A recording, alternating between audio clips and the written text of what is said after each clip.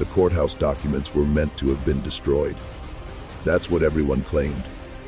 The fire of 1865 had supposedly consumed the entire structure, reducing decades of Virginia's documented disgrace to cinders and smoke. But in the cellar of what used to function as the Henrico County Clerk's office, behind a wall that gave way during 1973 renovation work, construction crews uncovered something that wasn't supposed to exist. An iron strongbox, sealed away and concealed, containing records that someone had intentionally preserved, deliberately hidden away. Documents revealing a narrative so deliberate, so systematic, so unutterable that somebody had chosen to lock them away rather than allow them to burn. The contents weren't official ledgers or public records. They consisted of personal correspondence, journal entries, statements never intended for public ears, and photographic images. Daguerreotypes from the early 1840s depicting children who had no right to exist. 23 of them spanning 5 years, every one possessing the same vivid green eyes and pale golden hair. Every one born to enslaved mothers across Henrico and Chesterfield counties. Every one fathered by the same man. The images were deeply unsettling. Small faces staring into the camera, with expressions far too mature for their tender years.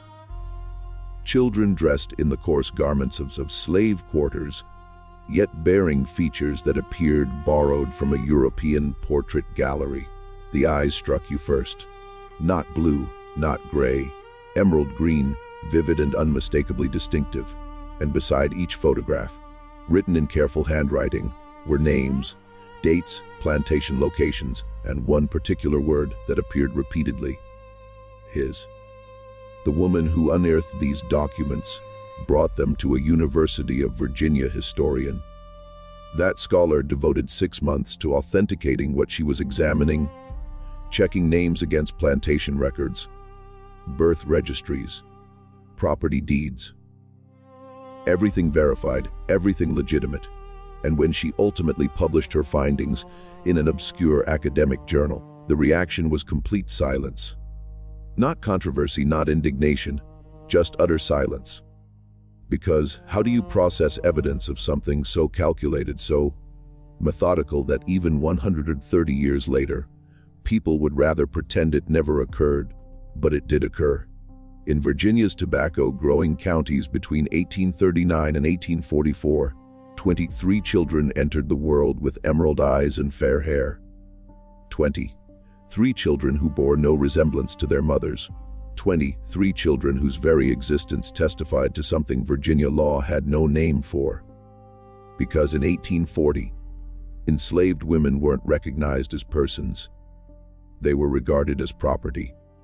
And you cannot perpetrate a crime against property. Before we proceed further into this narrative, I need to ask something of you. Subscribe to the Final Campfire right now. Activate that notification bell, because the stories we tell here, the truths we uncover, they carry weight. And I want to hear from you. Drop a comment letting me know where you're tuning in from, what state, what city. Now, let's uncover what truly transpired in those Virginia counties between 1839 and 1844. The narrative doesn't commence with an overseer detecting a pattern. It doesn't begin with rumors circulating between plantations. It starts with a woman named Ruth, 31 years old, standing in a cabin on a plantation called Fairview in April of 1839, cradling a newborn infant and grasping with absolute certainty that her existence had irrevocably transformed. Not because of the baby's appearance, though that was undeniable, but because she knew what had happened. She knew who the father was, and she understood there was nothing she could do about any of it. Ruth had been born in Richmond, sold south to Fairview when she was 19, separated from her mother and 3 sisters in a transaction that took less time than purchasing a horse. She'd spent 12 years at Fairview, mastering the rhythms of tobacco cultivation, learning which overseers to avoid, discovering how to render herself useful enough to remain unnoticed and survive. She'd been paired with a man named Daniel when she was 23, an arrangement made by the plantation owner to produce children who would become valuable assets. Daniel was a decent man, quiet, physically strong. He worked the tobacco fields from sunrise to sunset, returned to their cabin exhausted, slept woke, repeated the cycle.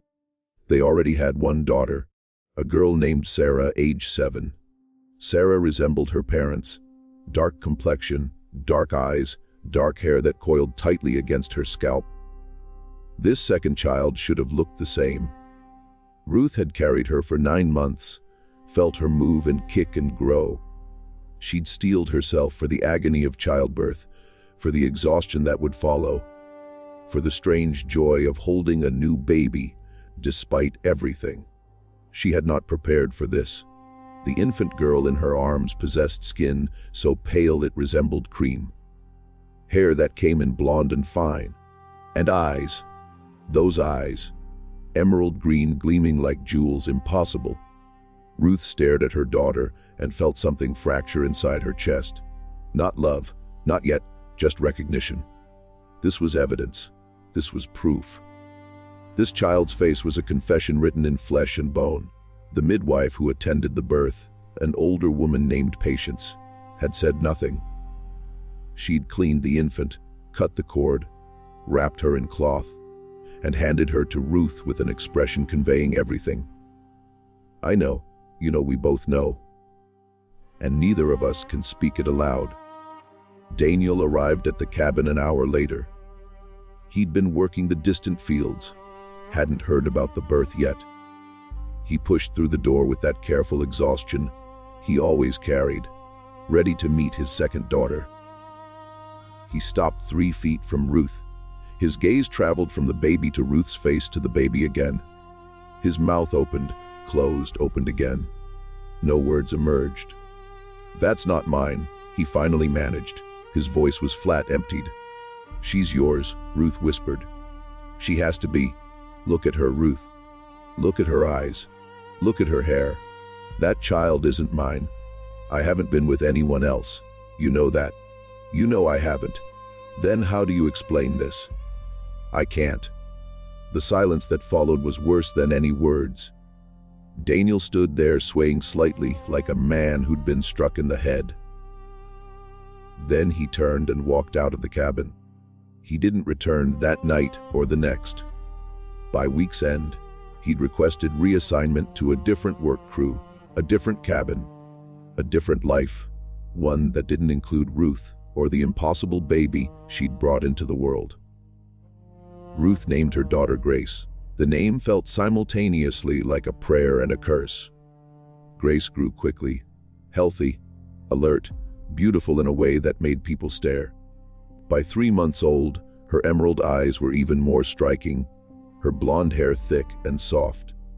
She resembled a porcelain doll someone had accidentally dropped into the quarters. The other enslaved people on Fairview didn't know what to make of Grace. Some avoided looking at her entirely. Others stared when they thought Ruth wasn't watching. A few of the older women approached Ruth privately, asking careful questions. Has anyone bothered you? Has anyone come to your cabin at night? Ruth's answer was always the same. No, I don't know what happened. I can't explain it. But that was a lie. Ruth knew exactly what had happened. She knew who Grace's father was. She'd known from the moment she saw those emerald eyes. She just couldn't say it out loud. Couldn't speak the name. Because speaking the name meant acknowledging something so dangerous, so impossible to prove, so certain to bring punishment down on her own head that silence was the only protection she had. The father was Jonathan Blackwell, 34 years old, the second son of the family that owned Fairview. And Ruth knew because she remembered the night it happened. Every detail, every moment burned into her memory like a brand. It had been December. The tobacco harvest was complete, the curing barns full. the fields dormant until spring. The main house was preparing for Christmas, and Ruth had been called up from the quarters to help with cleaning. The regular house staff was overwhelmed with preparations for a party the Blackwells were hosting, so they'd pulled in extra hands. Ruth scrubbed floors, washed windows, polished silver. Work that made her back ache and her hands crack from the cold water and lye soap. She'd finished late, past midnight, and was heading back to the quarters when Jonathan Blackwell appeared in the hallway. He'd been drinking. She could smell it on him. Whiskey and tobacco and something else, something sharp and wrong. He blocked her path, smiled, asked where she was going. Ruth had kept her eyes down, murmured that she was returning to the quarters, tried to step around him. He'd moved to block her again. His hand had caught her arm. His grip was gentle at first, almost friendly, then tighter. What happened next lasted maybe 10 minutes, perhaps less. Time fractured and stretched in ways Ruth couldn't track. There was a room, a door that locked. Jonathan's voice low and calm, telling her not to fight, not to scream, that it would be easier if she didn't resist. Ruth had learned long ago that resistance brought worse punishment. So she went somewhere else in her mind, somewhere far away from her body, from the room, from what was being done to her. She floated above it all, watching from a distance, waiting for it to end. When it was over, Jonathan had straightened his clothes, told her she could go, warned her not to speak of this to anyone. Then he'd unlocked the door and walked away, as though nothing had happened. Ruth had made her way back to the quarters in the dark, her body moving on instinct, while her mind stayed floating, disconnected. She'd climbed into bed beside Daniel, who was already asleep, and lay there until dawn, staring at the ceiling, feeling something inside her break that would never fully heal. 3 weeks later, she'd missed her monthly bleeding. By February, she knew she was pregnant. By March, she understood with cold certainty whose child she was carrying. And in April, when Grace was born with Jonathan Blackwell's emerald green eyes staring up at her, Ruth's worst fears were confirmed. Now holding her daughter, watching those impossible eyes track movement across the cabin, Ruth made a decision. She would raise this child. She would love her. She would protect her as much as any enslaved woman could protect her children. But she would never speak the truth aloud, never name the father, never give anyone the satisfaction of confirmation, because what good would it do? Jonathan Blackwell was white, wealthy, protected by law and social standing. Ruth was property. Her testimony meant nothing. Her pain meant nothing. Her violation meant nothing. The system was working exactly as designed. Grace was 6 months old when the second baby was born. Different plantation, different mother. Same impossible features. The plantation was called Riverside, 8 miles east of Fairview along the James River. The mother was a woman named Hannah, 24 years old, who worked in the tobacco fields. The baby was a boy. Blonde hair, emerald green eyes, pale skin that looked translucent in the lamplight. Hannah's reaction was different from Ruth's. She screamed when she saw her son, screamed and screamed until the midwife had to physically restrain her. Hand clamped over Hannah's mouth, hissing at her to be quiet before she brought the overseer running. Hannah's partner, a man named Jacob, took one look at the baby and walked out, never came back. Hannah refused to hold her son for 3 days, refused to feed him, refused to even look at him. Finally, another woman in the quarters, someone who'd given birth herself too many times to count, forced Hannah to understand. You either feed this baby or he dies. And if he dies, they'll blame you. They'll punish you. He's your child now, whether you want him or not. Hannah named him Thomas, and she fed him, and she kept him alive. But she never stopped hating him. never stopped seeing his emerald eyes as evidence of something she couldn't speak about, couldn't process, couldn't survive if she let herself feel it fully. The news traveled slowly at first, plantation to plantation along the James River, carried by traders who stopped at multiple landings, by enslaved people who had family connections across county lines, by the invisible network of communication that existed beneath the surface of Virginia society. Two babies, different plantations, same impossible features. People started paying attention. The third birth happened in January of 1840 at a plantation called Meadow Brook, 12 miles north of Richmond. The mother was a woman named Esther, 19 years old, who'd been assigned to work in the main house kitchen. The baby was a girl, emerald eyes, blonde hair so pale it looked white in the winter sun. Esther's recorded partner, a man named Moses, disappeared the night the baby was born, just walked off the plantation. They found him 3 days later, 20 miles away, half frozen, barely alive. He never spoke about why he'd run, never acknowledged the baby. When they brought him back, whipped him for running, sent him back to work, he moved like a ghost, empty, hollowed out. The fourth birth came in April of 1840 at a plantation called Cedar Hill, just across the county line into Chesterfield. The mother was a woman named Mary, 26 years old, strong and capable, respected in the quarters for her practical wisdom. The baby was a boy. Those same emerald eyes stared up from a face framed by blonde hair. Mary looked at her son and said nothing, just nothing. For weeks, she cared for him mechanically, fed him, changed him, kept him alive.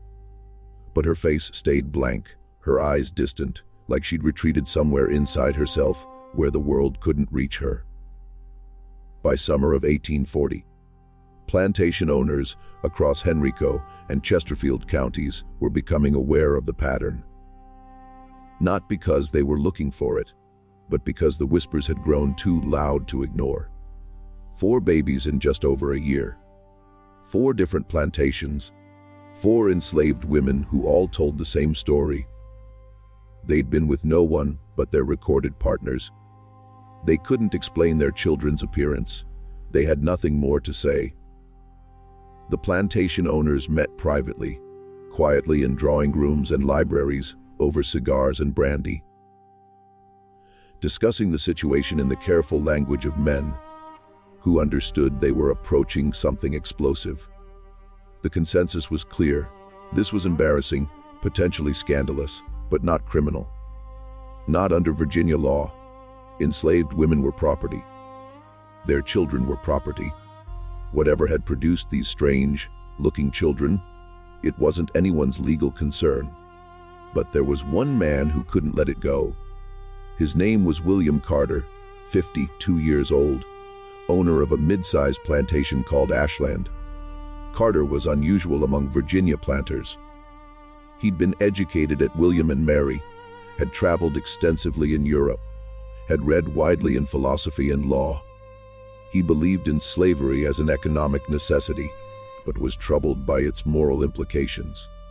He tried to run his plantation humanly, which meant he didn't whip his enslaved people, unless absolutely necessary, provided adequate food and shelter, didn't separate families when he could avoid it. This made him neither a hero nor a villain, just a man trying to reconcile an unconscionable system with his own sense of decency, failing at both. Carter had heard about the births through his overseer, a man named Thomas Reed. Reed was 40 years old, methodical, literate, someone who kept detailed records of everything that happened on Ashland. Reed had mentioned the pattern casually one evening in May of 1840, discussing plantation gossip as he and Carter reviewed the season's accounts. "I heard about another one of those strange births," Reed had said, running his finger down a column of numbers. "Over at Cedar Hill this time. Same as the others. Blonde hair, green eyes. Mother swears she's been with no one but her man. How many does that make now?" Carter had asked, only half paying attention. 4 that I know of, maybe more that haven't been talked about. Carter had looked up from the ledgers. 4. In how long? Just over a year. All within about 15 miles of here. That's not coincidence. No, sir. I don't believe it is. Carter set down his pen and gave Reed his full attention. Tell me everything you've heard. Reed laid out what he knew. The dates, the plantations, the mothers' names, the identical features of the children, the insistence from every mother that they'd been with no one but their recorded partners. The pattern was undeniable once you saw it laid out plainly. Someone is fathering these children, Carter said slowly. Someone who has access to multiple plantations. Someone who moves between properties without drawing attention. Yes, sir. That's what I've been thinking. Ooh. Reed hesitated, then pulled a small notebook from his pocket. He'd been keeping his own records, apparently. Making notes, tracking patterns within the pattern. I've been paying attention to who visits these plantations, sir. Traders, overseers from neighboring properties, doctors, clergy, anyone who might have opportunity. And there's one name that appears more often than chance would suggest. Carter waited. Jonathan Blackwell, sir, from Fairview. The Blackwell family was well known in Henrico County. Old money, old Virginia. They'd held their land since colonial times, survived the Revolution, prospered under the new nation. The current patriarch, Edmund Blackwell, was 68 years old, respected, influential. His oldest son, Charles, was being groomed to take over the plantation. His second son, Jonathan, was something of a disappointment. 34 years old, unmarried, known for drinking too much and accomplishing too little. He lived at Fairview, but had no real responsibilities, spending his time riding between neighboring plantations, visiting friends, attending social gatherings. What's the connection? Carter asked. Reed flipped through his notebook. Jonathan Blackwell attended a dinner party at Riverside 3 months before Hannah's baby was born. He was at Meadowbrook visiting the family 2 months before Esther's baby was born. He stopped at Cedar Hill during a hunting trip 3 months before Mary's baby was born. And the first one at Fairview. That's his own plantation, sir. He lives there. Carter sat back in his chair, his mind working through the implications. This was serious. If Jonathan Blackwell was responsible, if he was deliberately fathering children with enslaved women across multiple plantations, the scandal would be enormous. Not because such things didn't happen. They happened constantly, but because of the pattern, the deliberateness, the emerald eyes that marked each child as unmistakably his. What are you suggesting we do? Reed asked carefully. Carter didn't answer immediately. He understood the delicate position he was in. Jonathan Blackwell came from one of the most powerful families in the county. Accusing him without absolute proof would be social suicide, but doing nothing felt like complicity. I need to think about this, Carter finally said. Say nothing to anyone. Keep tracking the pattern if there are more births, but quietly, very quietly. Yes, sir. Over the following months, Carter wrestled with what to do. He consulted his law books, looking for any statute that might apply. But Virginia law in 1840 was clear. Enslaved people were property. They had no legal standing. They couldn't bring charges. They couldn't testify against white people in court, and the children born to enslaved women belonged to the women's owners regardless of paternity. There was no crime here, not legally, but morally. Carter couldn't shake the feeling that something profoundly wrong was happening, that the pattern suggested not just casual exploitation, but something calculated, something systematic. The 5th birth came in August of 1840, plantation called Willow Creek, 10 miles west of Richmond. The mother was a woman named Abigail, 22 years old. The baby was a girl, emerald eyes, blonde hair. Abigail held her daughter and wept silently, tears streaming down her face without sound, her body shaking. Her partner, a man named Samuel, stared at the baby for a long time, then simply said, I can't do this." He left the cabin and never came back to it as a home. They worked the same fields, passed each other daily, but Samuel never spoke to Abigail again, never acknowledged the child. Reed reported the birth to Carter. Jonathan Blackwell had been at Willow Creek 4 months earlier attending a barbecue. The 6th birth came in November of 1840, at a plantation called Greenwood. Mother named Rebecca, 28 years old, baby boy. Same features, same impossible emerald eyes. Rebecca's partner, a man named Benjamin, became violent when he saw the child. Smashed the cabin's only chair, punched a hole through the wooden wall, screamed questions that had no answers. Who was it? Who did you let touch you?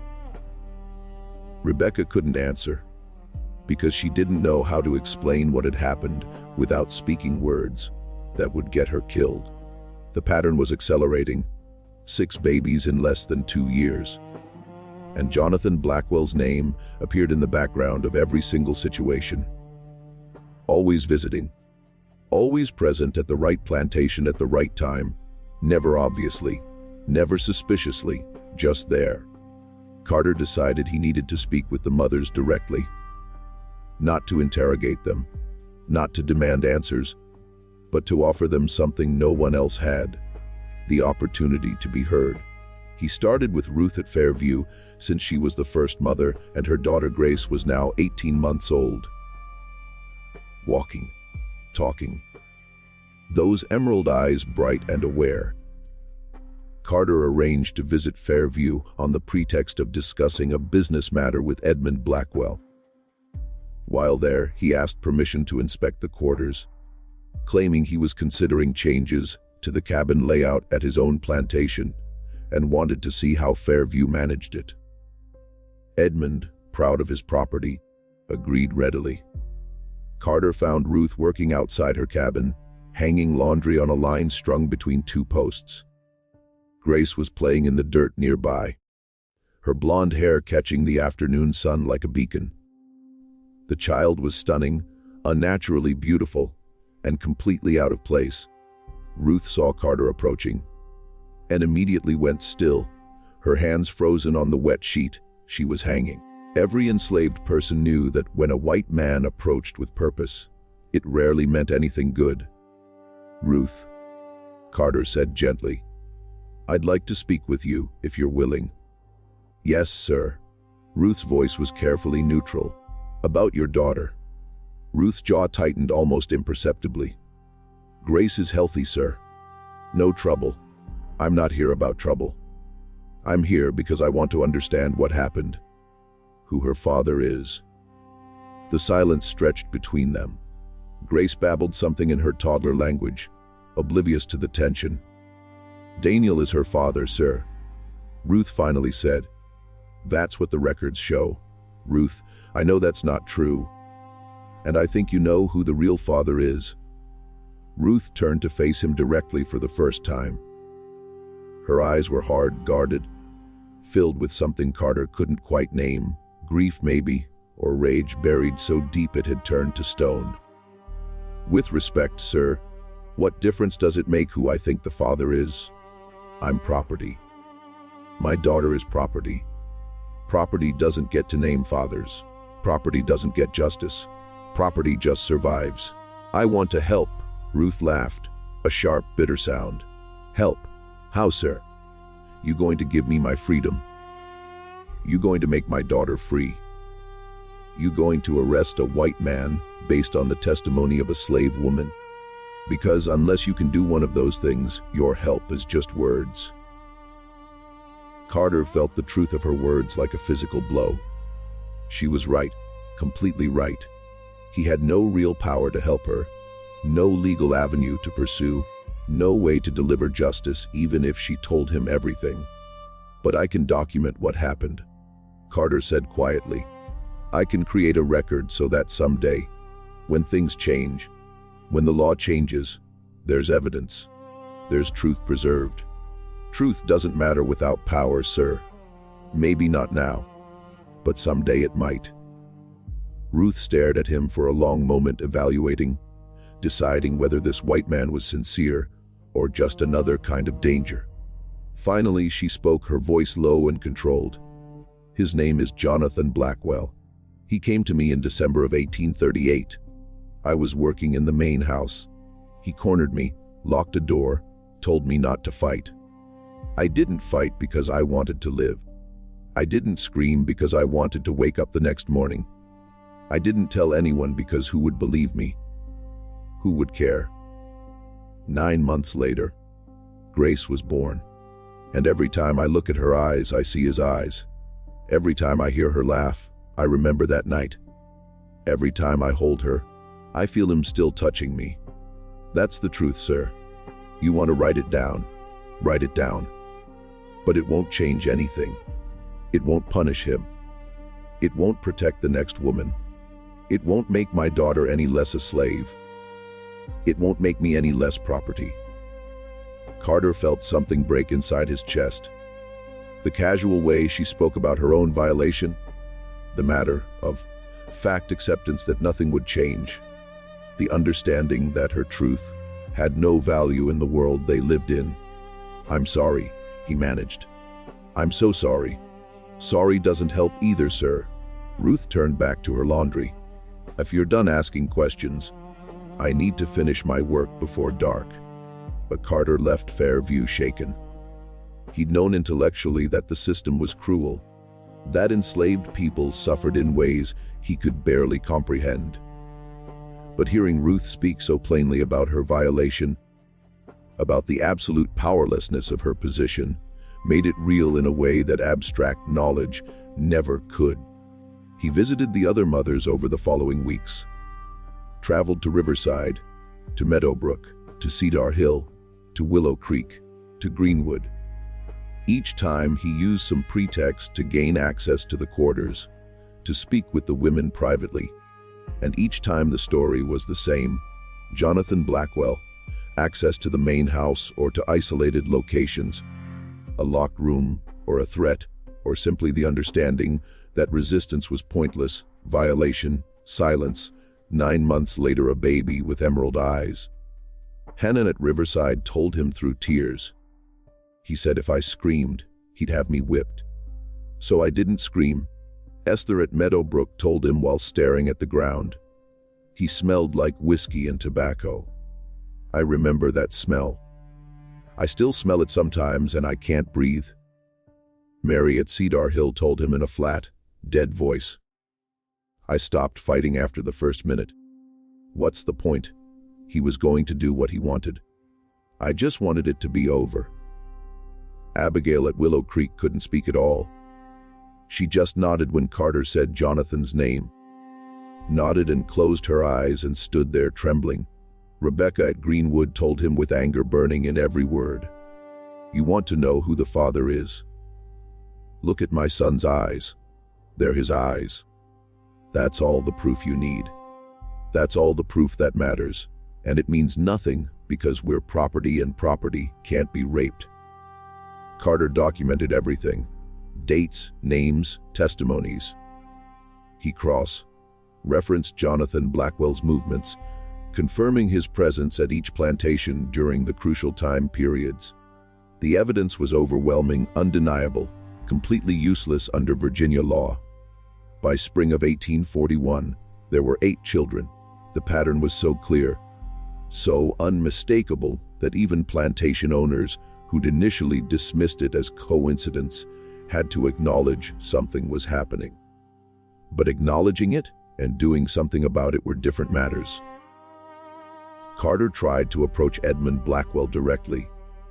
He requested a meeting, was granted one, sat in Edmund's study, surrounded by portraits of Blackwell ancestors, and tried to explain what his son had done. Edmund listened in stony silence. When Carter finished, Edmund stood and walked to the window, his back to Carter. My son is not a rapist, Edmund said quietly. Edmund, the evidence. There is no evidence. There are accusations from women who have no legal standing to make accusations. There are children who happen to have light features. That proves nothing. 8 children, Edmund. 8, all with the same distinctive features. All born to mothers who had contact with Jonathan at the precise time needed for conception. Coincidence? Or perhaps these women were with white men from other plantations and are lying about who the fathers are. Why would they lie? To cause trouble, to create scandal. Who knows why slaves do what they do? Carter felt frustration rising in his throat. These women aren't lying. They're terrified. They're traumatized. They're trying to survive in a system that gives them no protection. This conversation is over, Edmund said, turning back to face Carter. His face was hard closed. My son is innocent. These accusations are slander. If you repeat them publicly, I will destroy you. I will ruin your reputation, your business, your standing in this county. Do you understand me, Edmund? Do you understand? Yes. Carter stood, defeated. I understand. He left Fairview knowing the battle was lost before it had begun. The Blackwell family had too much power, too much influence, and the law itself was on their side. Because in Virginia in 1841, enslaved women were not people. They were property. And you cannot commit a crime against property. The births continued through 1841 and 1842. 2 more in the summer, 3 in the fall, another in winter, 4 in spring. The children grew. Grace at Fairview was now 3 years old, speaking in full sentences, asking questions about why she looked different from the other children in the quarters.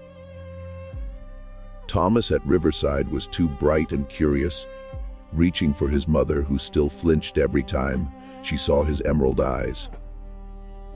The babies born more recently were still infants, but already their distinctive features were setting them apart, marking them as different, as evidence of something no one wanted to acknowledge. The women started meeting in secret. Not all of them, but some.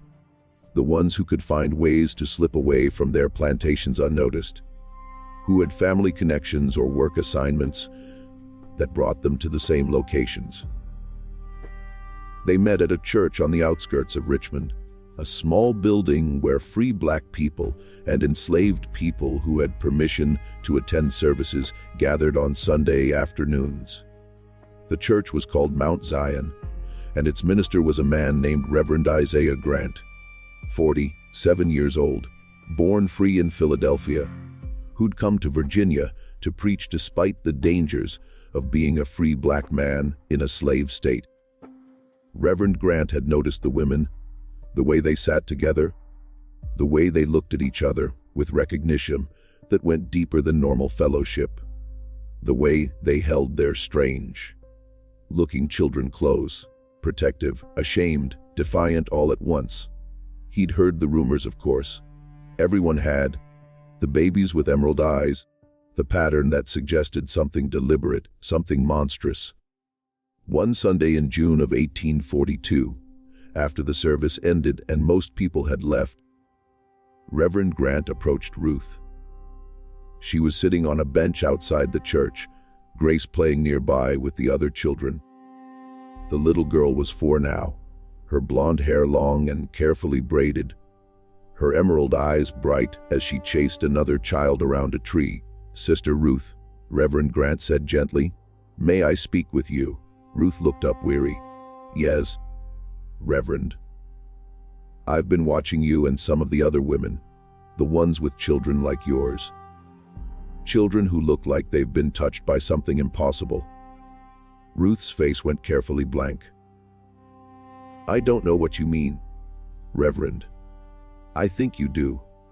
And I think you're carrying something too heavy to carry alone." The words broke something in Ruth. She started crying. Not the silent tears she'd learned to hide, but deep, wrenching sobs that came from somewhere she'd kept locked away for years. Reverend Grant sat beside her, said nothing, just waited. Sometimes the greatest kindness was simply bearing witness. When Ruth could speak again, she told him everything. Jonathan Blackwell, the locked room, the violation, Grace's impossible eyes, the other women she'd met who had the same story, the same nightmare, the same children marked by the same man. She told him about William Carter's investigation, about Edmund Blackwell's threats, about the absolute impossibility of justice under Virginia law. Reverend Grant listened to it all. When Ruth finished, he was quiet for a long time, his face grave. "How many women?" he finally asked. "That I know of, 9. But I think there might be more who haven't spoken, who are too afraid. And the children? 14. The oldest is Grace. The youngest was born last month." Reverend Grant stood and paced a few steps, thinking. Ruth watched him, hoping for something. Wisdom, comfort, some way forward that didn't exist. "The law won't protect you," Reverend Grant said. "We both know that. Virginia law sees you as property. Your testimony means nothing. Your pain means nothing.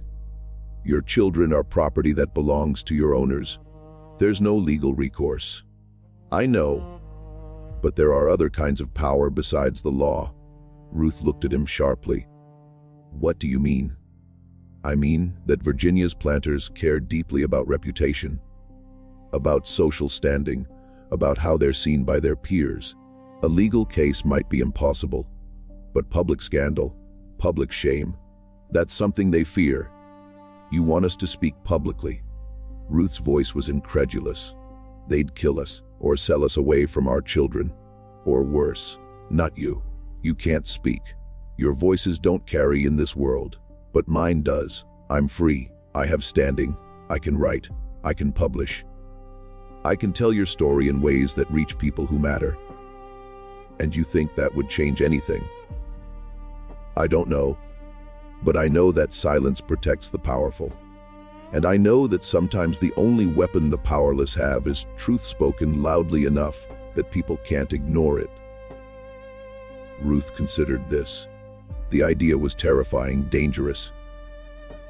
It could bring punishment down on her, on the other women, on their children. But it could also do something they'd never been able to do themselves. Make noise, force people to see, refuse to let this be buried in silence. "Let me talk to the others," Ruth said. "See if they're willing." Over the following weeks, Ruth spoke with the other mothers she knew. Hannah at Riverside, Esther at Meadowbrook, Mary at Cedar Hill, Abigail at Willow Creek, Rebecca at Greenwood, and 3 others. Women named Sarah, Catherine, and Elizabeth from Plantations Ruth had only recently learned about. 12 women total. 12 mothers of children with emerald eyes. The conversations were difficult. Some women were too afraid. The risk of speaking, even through Reverend Grant's voice, felt too great. But others were angry. So angry they'd burn everything down if it meant Jonathan Blackwell faced consequences. In the end, 7 agreed to share their stories. 7 testimonies that Reverend Grant could weave into a document that would expose what had happened. Reverend Grant worked through the summer of 1842, interviewing each woman privately, recording their testimonies with careful precision. He documented dates, locations, circumstances. He noted the distinctive emerald eyes that marked each child. He created a timeline that showed the pattern with undeniable clarity. And he wrote an essay, powerful and uncompromising, that laid out the evidence and demanded accountability. He titled it, "A System That Protects Monsters: The Case of Jonathan Blackwell and the Violation of Enslaved Women in Henrico County, Virginia." The essay was 15 pages long.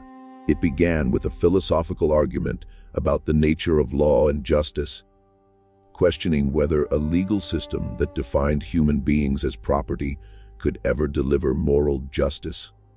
Then it detailed the testimonies of the 7 women, presenting their stories in their own words as much as possible.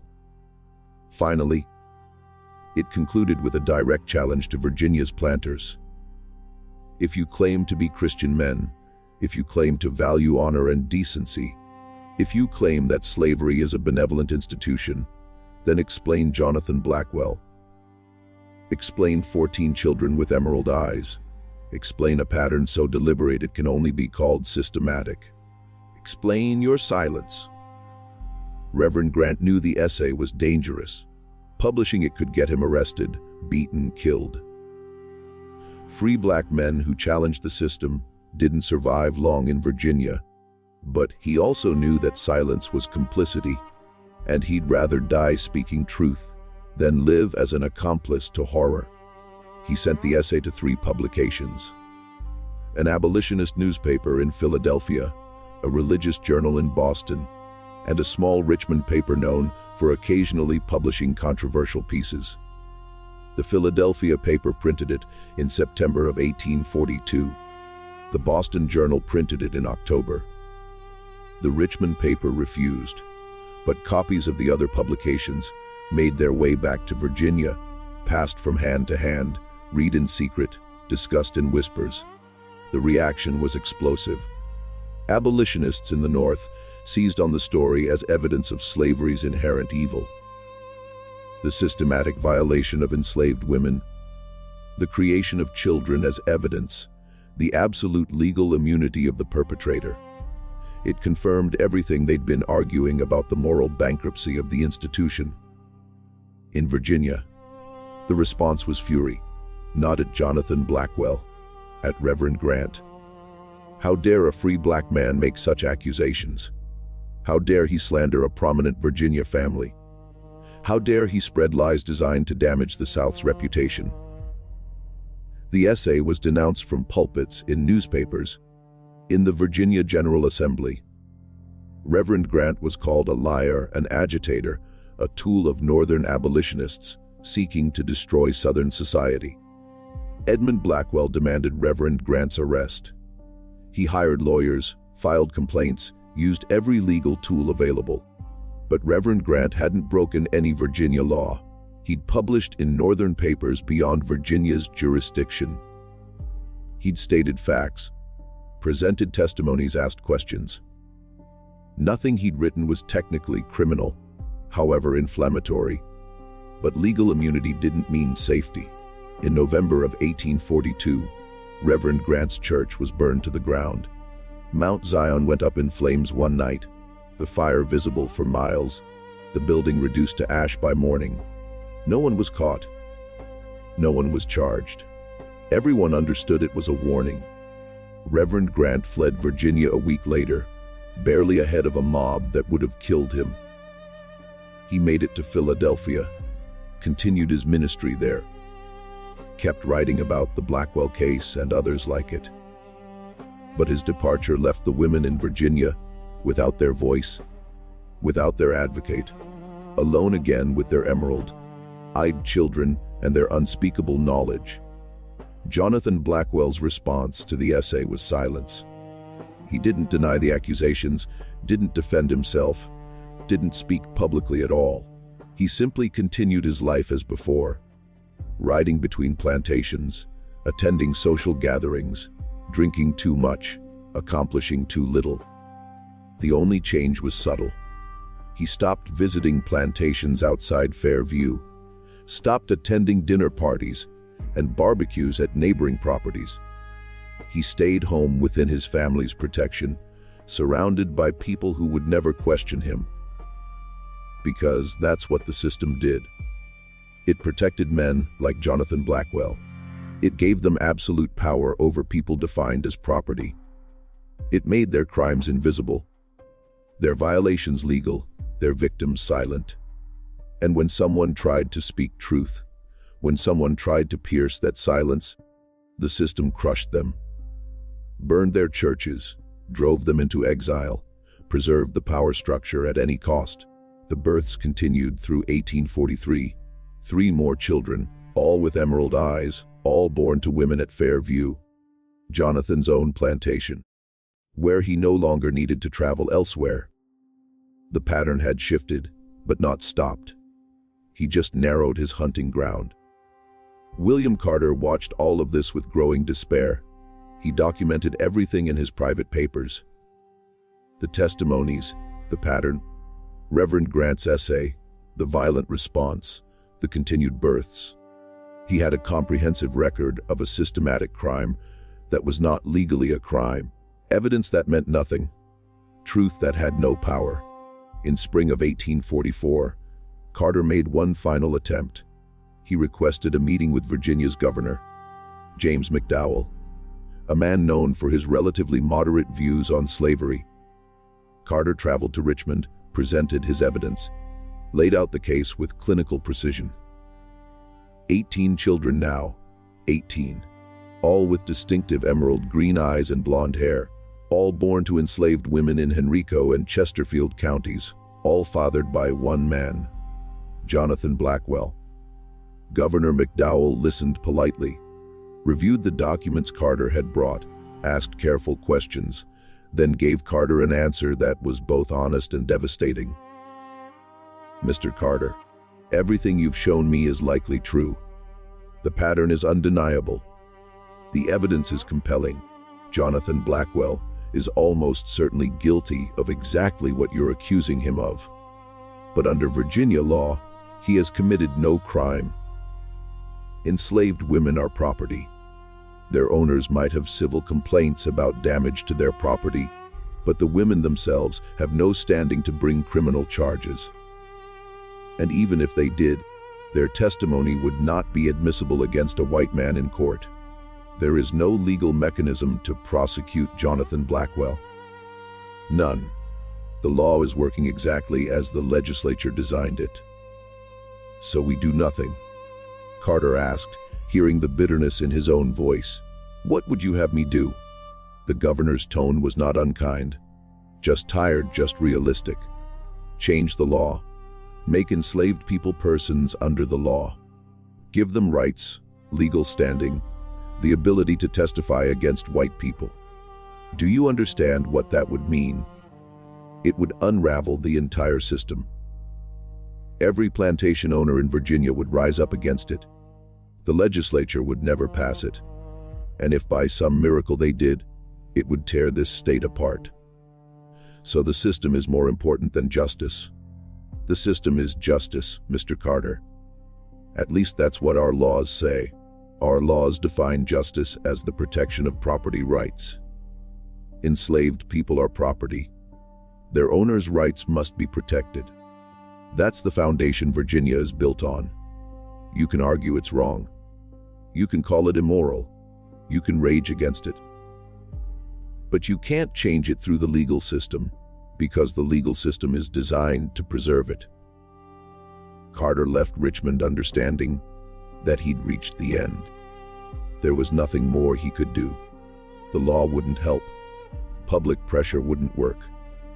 The system was too strong, too entrenched, too invested in protecting men like Jonathan Blackwell.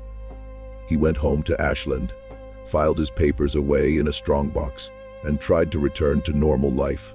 But normal felt impossible now. Every day he ran his plantation. He was participating in the same system that had made the Blackwell case possible.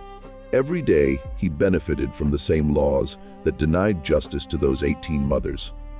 The final birth in the pattern came in August of 1844, Fairview Plantation. Mother named Margaret, 21 years old, baby girl, emerald eyes, blonde hair so pale it looked like spun silver. Margaret looked at her daughter and said 7 words that would stay with everyone who heard them. This is the last one he'll make. 3 days later, Jonathan Blackwell was found dead in his bedroom at Fairview. The official cause was heart failure. He was 39 years old, relatively healthy, no history of heart problems. The doctor who examined the body, a man named Frederick Morris, who'd been serving the Blackwell family for years, wrote, "Natural causes," on the death certificate without hesitation. The funeral was small, private, unremarkable. But the enslaved people at Fairview knew better. They whispered about Margaret. about the strange plant that grew near the creek, about the tea she'd been seen making 3 days before Jonathan died. They whispered about justice that came not from courts or laws, but from the desperate courage of a woman who decided some crimes demanded payment regardless of cost. They whispered, and they never told, never confirmed, never spoke where white people could hear. Margaret was sold away from Fairview 2 weeks after Jonathan's death. Edmund Blackwell claimed he needed to reduce his workforce, needed to raise capital. Margaret was sent to a plantation in Georgia, separated from her infant daughter, who remained at Fairview as property. The baby was raised by another woman in the quarters, grew up never knowing her mother, carrying emerald eyes and blonde hair as the only evidence of where she'd come from. The other children grew up scattered across Virginia. Some remained on the plantations where they were born. Others were sold as they got older, their distinctive appearance making them valuable for certain purposes. The girls especially were sought after by traders who dealt in what the system called fancy trade. Enslaved women with light-skinned European features who could be sold for sexual exploitation to wealthy men who wanted the appearance of whiteness without the social complications of relationships with white women. Grace, Ruth's daughter, was sold when she was 12, sent to New Orleans where her emerald eyes and blonde hair made her valuable. Ruth never saw her again, never knew what became of her, spent the rest of her life wondering if Grace was alive, if she was suffering, if she remembered her mother at all. Thomas Hannah's son was kept at Riverside until he was 15, then sold to a plantation in South Carolina. Hannah died 2 years later. Some said it was fever. Others said it was a broken heart, though that wasn't something doctors wrote on death certificates. The pattern of births stopped after Jonathan Blackwell's death. No more emerald-eyed children appeared in Henrico or Chesterfield counties. The whispers faded. The scandal became history. The children remained, but as they were sold away, scattered across the South, the visible evidence of what had happened disappeared. Within 10 years, most people had forgotten, or pretended to forget, which amounted to the same thing. William Carter kept his records. When the Civil War came, when Virginia seceded, when the fighting tore through the countryside, Carter hid his strongbox in the basement of his house. He survived the war, barely, watched his plantation burn, watched the world he'd known collapse. When slavery ended, when the 13th Amendment made it unconstitutional to own human beings as property, Carter felt something he hadn't expected.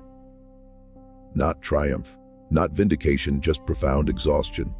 He died in 1872 at age 84. His papers were inherited by his daughter, who'd married a Richmond lawyer. She found the strongbox, read the documents inside, and was horrified by what her father had documented. The systematic violation of enslaved women, the 18 children with emerald eyes, Jonathan Blackwell's impunity, Margaret's possible revenge, the absolute failure of law and justice. She didn't know what to do with this information. So she did what many people did with uncomfortable truths. She hid it, put the strongbox back in the basement, told no one, let it sit in darkness. The strongbox stayed there for 101 years, surviving fires and floods and the slow decay of time, until workers renovating the old house found it in 1973, pulled it out from behind a collapsed wall, opened it, and discovered a story Virginia had tried to forget.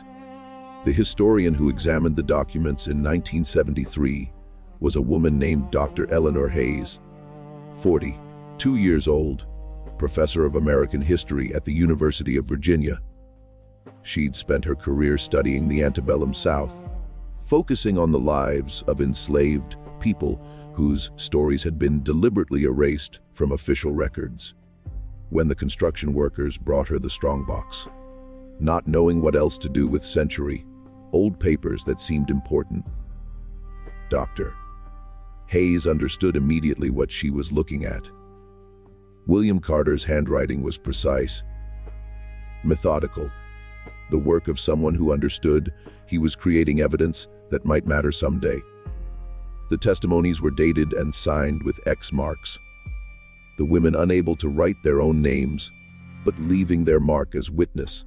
The timeline was meticulous, showing Jonathan Blackwell's presence at each plantation exactly 9 months before each birth. And the photographs. God, the photographs, 23 daguerreotypes, carefully preserved, showing children who shouldn't exist. Dr. Hayes spent 6 months verifying everything. She cross-referenced names with plantation records held in county archives. She tracked birth registries, death certificates, sale documents. She traced property deeds to confirm which families owned which plantations in the 1840s. She contacted descendants of the families involved, asking careful questions, looking for any surviving documentation. Everything checked out. Every detail was accurate. William Carter had documented a systematic crime with scientific precision. Dr. Hayes published her findings in the Journal of Southern History in December of 1974. The article was titled, "The Blackwell Case: Systematic Sexual Violation and Legal Impunity in Antebellum, Virginia." It was 37 pages long, heavily footnoted, filled with primary source documentation. It named names: Jonathan Blackwell, Edmund Blackwell, the plantation owners who'd known and done nothing, the governor who'd admitted the law couldn't help, the system that had protected a monster while denying justice to his victims. The academic response was mixed. Some historians praised Dr. Hayes for bringing this story to light, for using rigorous methodology to document something that slavery's defenders had always denied: the systematic sexual exploitation of enslaved women, the calculated nature of the abuse, the complete legal immunity of the perpetrators. But others criticized her harshly. They said she was sensationalizing, that she was using one extreme case to condemn the entire institution, that she was letting modern moral standards cloud her judgment of historical context, that she should have been more balanced, more objective, less emotional in her presentation. Dr. Hayes ignored the critics. She knew what she'd found. She knew what it meant. And she knew that the women whose testimonies filled William Carter's documents deserved to have their truth told. Even if it made people uncomfortable, even if it challenged accepted narratives about the Old South. But publishing the academic article was only the first step. Dr. Hayes wanted to know what had happened to the children, the 23 babies born with emerald eyes between 1839 and 1844. Where had they gone? Had any of them survived to adulthood? Did they have descendants? Could those descendants be found? The search took years. Dr. Hayes worked with genealogists, with local historians, with amateur researchers who became fascinated by the case. They traced sale records, following the children as they were scattered across the South. They found death certificates for some who died young. They found marriage records for others who'd survived to adulthood. They found trails that led to descendants living in the 1970s. People who had no idea their great-great-grandparents had been part of this story. Grace, Ruth's daughter, the first child born in the pattern, had been sold to New Orleans at age 12. Records showed she'd been purchased by a wealthy merchant named Louis Chevalier for what the documents called domestic service, a euphemism everyone understood. Grace had lived in Chevalier's household for 6 years. Then in 1857, she'd been freed. Manumission papers showed that Chevalier had granted her freedom and left her a small sum of money in his will. Whether this was conscience or calculation, no one could say. Grace had married a free black man named Marcus Freeman in 1858. They'd had 4 children together, raised them in New Orleans through the Civil War and Reconstruction. Grace had died in 1892 at age 53. Her death certificate listed the cause as pneumonia, but her granddaughter, interviewed by Dr. Hayes in 1976, remembered different stories. Stories Grace had told late at night when the younger children were asleep. Stories about Virginia, about a mother named Ruth, about a white man with emerald eyes who'd hurt people and gotten away with it until someone stopped him. "You mean Margaret?" Dr. Hayes had asked, the woman who some people say poisoned Jonathan Blackwell. Grandma Grace never said it directly, but she smiled when she told that part of the story. Said, "Justice doesn't always come from courts. Sometimes it comes from courage. Sometimes it comes from women who decide enough is enough." The granddaughter was 74 years old, living in a small house in the Treme neighborhood of New Orleans. Her name was Sarah Freeman Baptist. And when Dr. Hayes asked if she'd ever seen photographs of her grandmother, Sarah disappeared into her bedroom and came back with a small wooden box. Inside were 3 photographs: Grace at age 20, Grace at age 35, Grace at age 48. In each one, those emerald eyes stared out from the frame, bright and clear and unmistakable, beautiful and haunted and defiant all at once. She never talked much about her childhood, Sarah said softly, holding the photographs carefully. Said it was too painful, but she made sure we knew where we came from, made sure we understood that we survived. That survival itself was resistance. The Dr. Hayes found 11 other descendants of the emerald-eyed children scattered across the country. Some in Louisiana, some in Georgia, some who'd migrated north during the Great Migration to Chicago and Detroit and New York. Most didn't know the full story of their ancestors. They knew family legends, fragments, pieces. But Dr. Hayes brought them the documentation, the testimonies, the photographs, the proof that their ancestors' suffering had been real, had been documented, had been preserved by a white man who tried to help even when the law made help impossible. The descendants had mixed reactions. Some were grateful, feeling that finally their ancestors were being recognized, their pain acknowledged. Others were angry, feeling that the story was being told by outsiders, that their family trauma was being made public without their consent. A few wanted nothing to do with it, wanted to leave the past buried, wanted to move forward without carrying that weight. Dr. Hayes understood all of it. Trauma doesn't disappear with time. It gets passed down, transformed, carried in different ways by different generations. The children born with emerald eyes had grown up marked by their origins, struggling with identities that didn't fit neatly into any category. Their children had inherited that complexity, and their children's children, all the way down to people living in the 1970s who still felt the echoes of what Jonathan Blackwell had done more than 130 years earlier. In 1978, Dr. Hayes organized a gathering. She invited all the descendants she'd been able to locate, along with historians, journalists, and community members interested in the story. The event was held at a church in Richmond, not far from where Mount Zion had stood before it burned. 23 people attended. Some were descendants of the emerald-eyed children. Others were descendants of the mothers, families that had survived and remembered. They came together in a room for the first time, connected by a history most of the world had forgotten. The gathering was emotional. People cried. They shared stories they'd heard from grandparents and great-grandparents.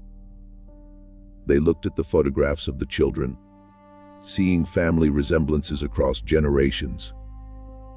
They held the documents William Carter had preserved, reading the testimonies their ancestors had given, hearing voices that had been silenced for more than a century. One woman, a descendant of Hannah from Riverside, stood and spoke to the room. Her name was Dorothy Mitchell, 56 years old, a schoolteacher from Atlanta. My great-grandmother Hannah never recovered from what happened to her, Dorothy said, her voice shaking slightly. She raised my great-grandfather Thomas, but everyone said she was never really there, never really present. Something in her broke that couldn't be fixed. She died young, heartbroken, people said. But it wasn't a broken heart. It was a shattered soul. And knowing that now, knowing the truth of what was done to her, it doesn't make it better. But it makes it real. It gives her pain a name. It honors what she survived. Others spoke. Descendants of Ruth, of Mary, of Esther, of the women whose names were recorded in William Carter's careful handwriting. They spoke about inherited trauma, about family silences, about the weight of knowing your existence came from violation. They spoke about resilience, about survival, about the strength it took to raise children in those circumstances, to love them despite everything, to pass on life even when life had been so cruel. And they spoke about justice, the kind that never came through courts or laws, the kind that Margaret might have delivered with poison and tea, the kind that came from simply surviving, from refusing to be erased, from existing as evidence that the system's crimes could not be completely buried. Dr. Hayes continued researching the case for the rest of her career. She published 2 more articles, then a book in 1983 titled Emerald Eyes: Sexual Violence and Legal Immunity in the Antebellum South. The book used the Blackwell case as a lens to examine the broader patterns of systematic sexual exploitation under slavery. The way the law was deliberately structured to deny enslaved women any protection. The way plantation owners and their sons could violate women with absolute impunity. The way the children born from those violations were evidence that couldn't be spoken, proof that couldn't be acknowledged, truth that had to be hidden to preserve the fiction that slavery was a benevolent institution. The book won awards. It became required reading in many university courses on American history. It brought the Blackwell case into the broader conversation about slavery's horrors, about the specific ways enslaved women suffered, about the intersection of racial and sexual violence that defined the institution. But more importantly, it gave the women and their descendants something they'd never had: recognition, acknowledgement, a place in history that wasn't hidden or erased or explained away. Ruth, Hannah, Esther, Mary, Abigail, Rebecca, Sarah, Catherine, Elizabeth, Margaret, and the others whose names appeared in the records. They were no longer just property, no longer just victims. They were human beings whose suffering mattered, whose voices deserved to be heard, whose truth had survived despite every attempt to bury it. The Blackwell family tried to suppress the book. Descendants of Edmund Blackwell, still living in Virginia, still influential, hired lawyers to challenge Dr. Hayes's research. They claimed the documents were fraudulent, that William Carter had fabricated the testimonies, that Jonathan Blackwell had been slandered. They threatened lawsuits. They pressured the publisher. They tried everything they could to prevent the story from spreading. They failed. The documentation was too solid, the evidence too compelling, the photographs too real. You could deny testimony, you could question documents, but you couldn't explain away 23 children with emerald eyes who'd been photographed, documented, tracked through sale records and birth registries. They existed. Their descendants existed. The truth existed. In 1991, the state of Virginia erected a historical marker near the site where Fairview Plantation once stood. The marker read, "On this site stood Fairview, a tobacco plantation where systematic sexual violence against enslaved women occurred between 1839 and 1844. 23 children were born from these crimes, marked by distinctive features, that served as evidence the legal system refused to acknowledge. This marker stands in memory of the victims and in recognition that justice delayed for more than a century is still justice owed. The marker was vandalized twice, torn down once, but it was replaced each time. Eventually, people stopped destroying it. Eventually, it became part of the landscape, a reminder that couldn't be erased. Dr. Eleanor Hayes died in 2006 at age 75. She'd spent 33 years researching and writing about the Blackwell case, about the women who'd suffered, about the children who'd survived, about the descendants who carried that history forward. Her papers and research materials were donated to the Library of Virginia, where they remain accessible to anyone who wants to understand this chapter of American history. The emerald-eyed children's descendants continue to gather occasionally, not every year, but sometimes.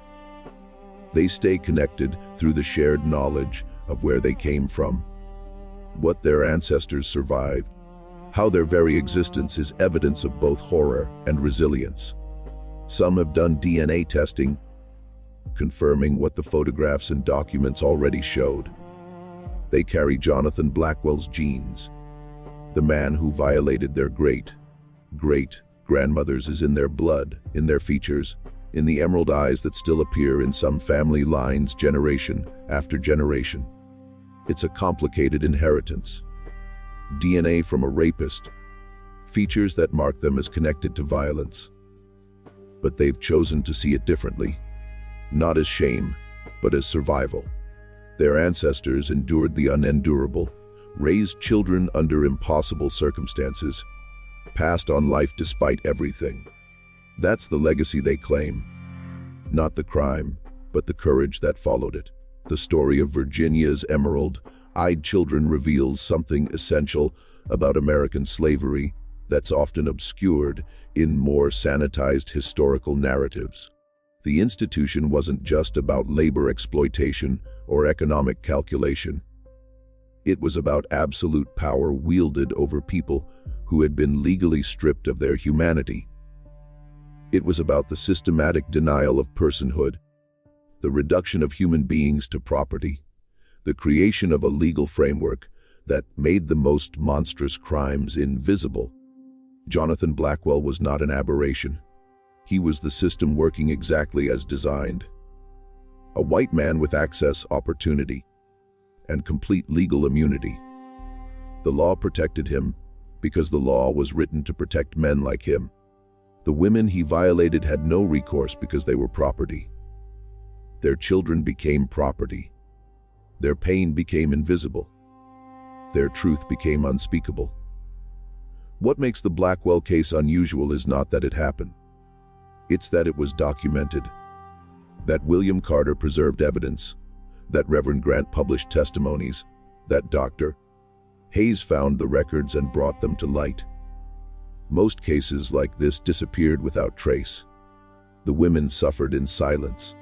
The children grew up marked but unnamed. The perpetrators died peacefully, their crimes buried with them. But this case survived. The truth survived. 23 children with emerald eyes, who became hundreds of descendants who exist today, carrying that history in their genes and their memories. They are living evidence that some truths refuse to stay buried. The documentation matters. The preservation of even the most painful stories serves justice in ways that take generations to understand. The system that made the Blackwell case possible no longer exists. Slavery ended. The 13th Amendment declared that owning human beings as property was unconstitutional. Laws changed to recognize that all people, regardless of race, have legal standing and rights.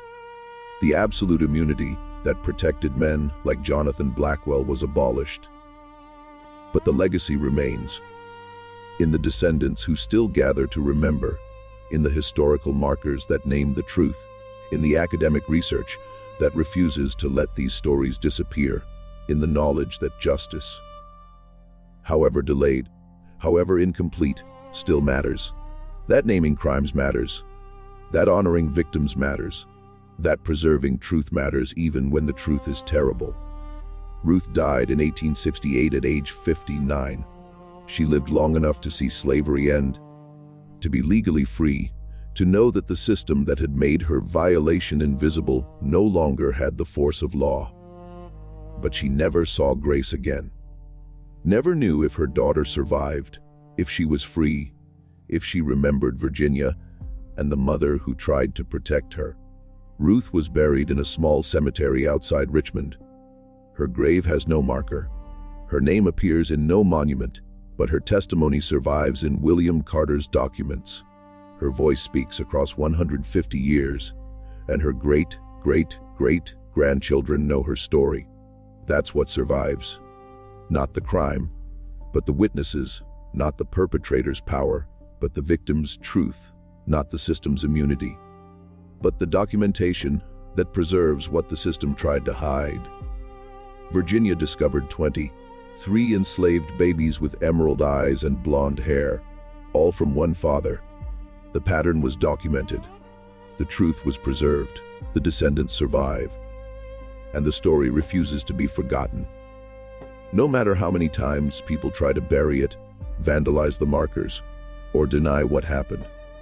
Some truths are stronger than the systems that try to suppress them. Some evidence survives despite everything. And sometimes justice comes not from courts or laws, but from the simple act of remembering, of speaking names, of honoring those who suffered by refusing to let their stories disappear into silence. What are your thoughts on this case? How do you think we should remember and honor the victims of systematic violence, whose suffering was invisible under the law? Leave your comment below and share your perspective. If you found this story as important as I did, please hit that like button. Share this video with someone who values historical truth, and subscribe for more deep investigations into America's buried past. Thank you for listening, and I'll see you in the next one.